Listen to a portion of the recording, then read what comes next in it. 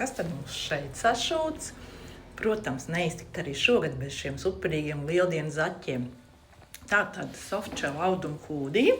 Viņš ir nedaudz mīkstāks nekā šuj parastās softshell aciņas. Viņam iekšpusītē arī ir šis flīsītis. Tātad, un aizmugurē ir zaķītis. Un šie oranžie hūdiji būs bez kabatām.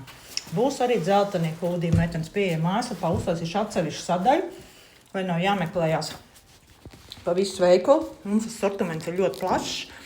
Tātad, un šie būs jau vakarā pieejami mājaslapā. Pirmie zaķīši. Jā, viens arī pieaugušo hūdijs būs.